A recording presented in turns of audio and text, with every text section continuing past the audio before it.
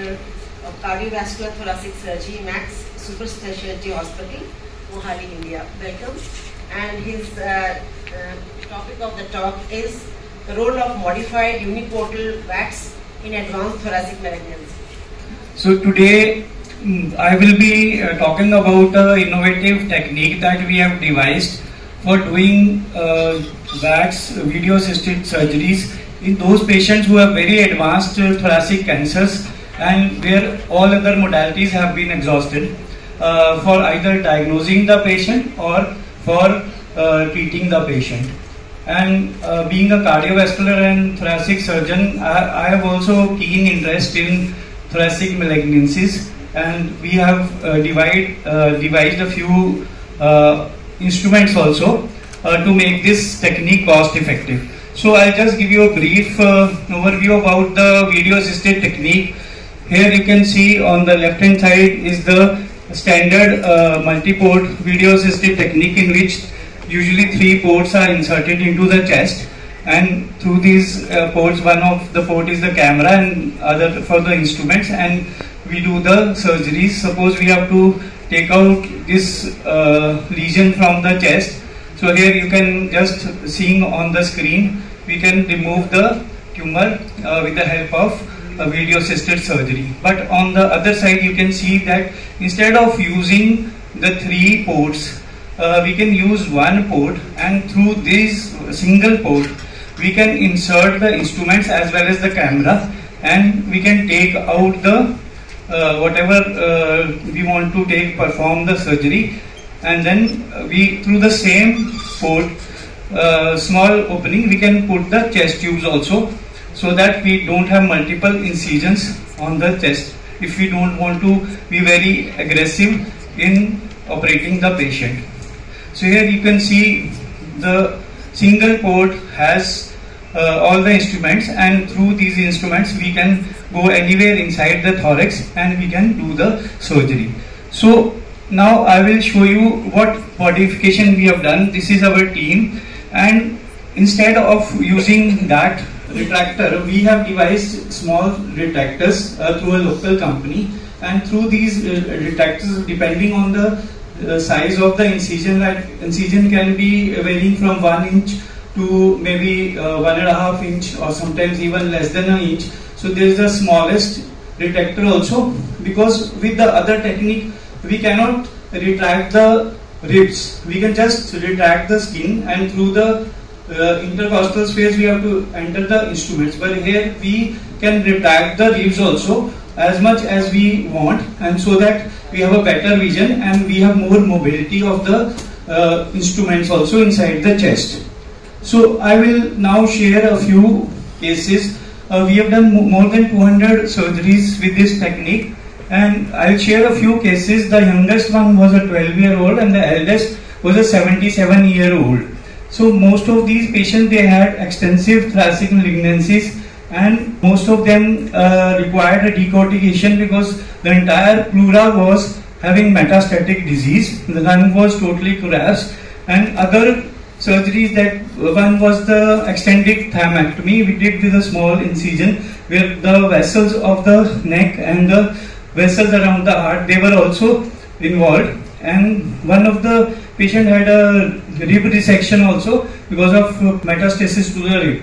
And also we had huge hemangiomatous tumor in the chest, which was also removed, and we had a huge inoperable tumor which was engulfing all the great vessels, the aorta and the hilar vessels, pulmonary vessels, and it was totally inoperable. But because there was no tissue diagnosis despite multiple CT guided biopsies, so we had to do a VATS biopsy using a 2-cut instruments, so that we could establish the diagnosis. So here, this is one of the very interesting patient. Patient had inoperable breast cancer, elderly lady, and she was already on immunotherapy when she developed massive pleural effusion, which was repeatedly tapped, and after tapping the lung did not expand, and it was a recurrent kind of a effusion which was developing again and again over a period of 3-4 months. And this patient had a pigtail insertion ultimately, and after the pigtail insertion, they could empty the fluid for a few days, but again it used to collect. And also the patient became severely dyspneic, was on ventilator and maintaining a saturation less than 90%. So patient was brought in a terminally condition in the emergency because patient was on the verge of collapse. So what we did was, first we inserted a intercostal drain to drain out whatever fluid was possible.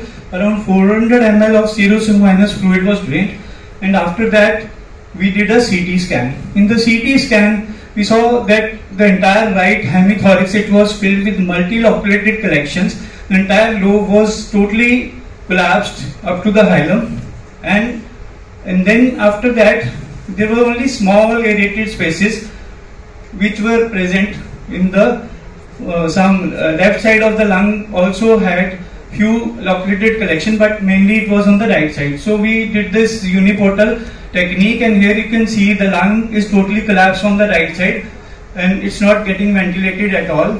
And also we removed all the collections, and then we did a decortication. We removed all the malignant pleura which was stuck and which had trapped the lung at the hilum. So after removing the entire layer of the thickened pleura, we were able to expand the lung, and here you can see all the three lobes of the lung have been expanded, the upper, middle and lower lobe.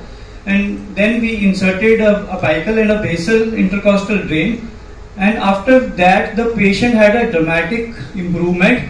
The patient improved in the post-operative period. Patient was extubated, patient was weaned off oxygen, and patient became ambulatory, and patient started eating. Previously they were on relative feed only. And here you can see the lung has now expanded. There is only a small air cavity at the apex which gradually subsided, and this patient has a follow-up of 6 months now, and patient has the quality of life has dramatically improved.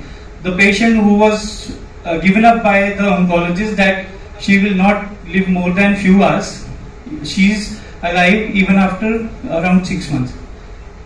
So next we did a histopathology of the whatever malignant pleura we had excised, and it came out as a poorly differentiated carcinoma, and we did the immunohistochemistry also. So after that the oncologists, they have taken over and they are giving immunotherapy to the patient, and the patient has dramatically improved quality of life. So there is another patient who later was diagnosed as a malignant round cell neoplasm with perinephric extension. This patient came to us with a massive effusion in the chest. Repeated ICDs were inserted. The patient was put on ATT because they thought that maybe it was a tuberculosis, but we saw that the ICD insertion revealed hemorrhagic drain. So there was suspicion in my mind. So although their diagnosis was tuberculosis, but I thought at the back of my mind that it could be a malignancy also. Then these are the x-rays, and there's a huge collection on the right side, and this was increasing in the subsequent x-ray. You can see the dome of the diaphragm going up, and on the CT scan we were surprised to see that apart from the multiple loculated collection in the chest, there was extension into the hepatic region and the subdiaphragmatic region, and this collection was extending around the right kidney also. So then we took the patient for this UNIPORTAL VATS surgery, and then here you can see after removing the hemorrhagic collection, you can see this is the collapsed right lung, and then we could see a rent in the diaphragm which was around 3.5 centimeter by 3 centimeter, and through that rent there was a huge collection in the abdomen also, full of blood, clotted blood. And then here you can see after doing the decortication we release the lung, and here you can see the depth. This is going into the abdomen around the kidneys. So we removed the entire wall of the collections even around the kidneys, and then we sent it for histopathology, and it came out as a malignant round cell neoplasm infiltrating right pleura. The wall of the right perinephric hematoma was also positive for malignant cells, and the mediastinal lymph nodes, all of the nodes were positive. And IHC study revealed a primitive neuroectodermal tumor. So then the patient was handed over to the onco team for the further neoadjuvant therapy. And this patient has now a follow-up of more than 7 months. And here there was a patient with inoperable bronchogenic carcinoma, and this patient was already on immunotherapy, but the patient developed fever which was recurrent, and patient fever was not responding. So the chest x-ray revealed an empyema which had developed because the patient had initially pleural effusion, they tapped and it got infected, and because of the fever they were not able to continue the immunotherapy to the patient. So this patient came with loculated empyema on the right side, and then we did a PET scan to rule out whether there was any malignant infiltration of the thorax or not. And then after that, so here you can see there was a huge hemorrhagic collection, and here the lung was stuck with the chest wall. So after removing this, we saw that the entire middle lobe, the bronchus was blocked because of the tumor, and this became necrotic, and the rest of the lung surface was covered with thickened pleura, and every layer of the pleura was removed. And after that the lung expanded, and there was a small rent in the diaphragm because of which there was air beneath the diaphragm, but this recovered subsequently. And this patient has been coming for a follow-up for about 1 year now. So this patient had a huge opacity on the right side, and patient was brought to us. We have done the CT, and on the CT we saw there was a huge infiltration on the right side, and there was a fusion on the left side also. And then we took the patient and we did a uniportal decortication of this patient, and all the adherent pleura was removed, and after that the lung expanded. Initially there were few blood clots inside, but on the subsequent X-ray the right side cleared up totally, and this came out as a metastatic pulmonary adenocarcinoma. Again this patient was handed over to the oncologist, and they started immunotherapy, and this patient has the longest follow-up in our series. The patient has completed 4 years and is still doing well.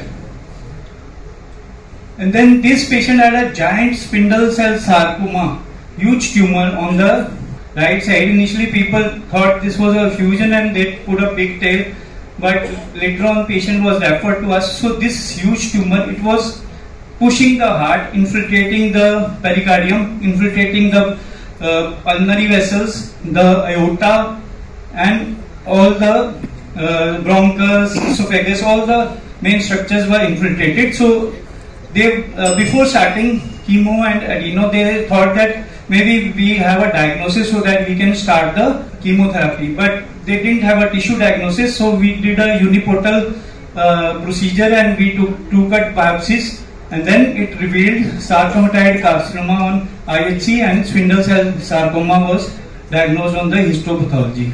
And then we have a non-small cell carcinoma of the lung, and in this patient had a bypass surgery, and previously was on follow-up with us, and he came with a huge collection. Entire right side was filled with hemorrhagic effusion, and this patient was again taken up for surgery. The post-surgery the lung expanded, and then the histopathology revealed pulmonary adenocarcinoma. And then we have a vascular tumor, and this patient had a huge tumor, also vascular tumor. So as we tried to excise the tumor, it was again refilling. Then after doing a surgery, it had a subdiaphragmatic vascular feeding vessels, so we had to control those, and after that we could do the surgery, and this came out as a hemangiosarcoma. And here this is the post-operative X-ray, and the patient incidentally the pleura also came positive for granuloma, so we had put the patient on ATD also. So my conclusion is that modified uniportal VATS is a less invasive procedure, and is cost effective also and provides better visibility, helps in confirming the diagnosis, staging for the adjuvant therapy, and it can be used as a palliative, diagnostic, or maybe as a curative also if the disease is controllable by adjuvant therapy, and also improves the survival and improves the quality of life. Thank you so much.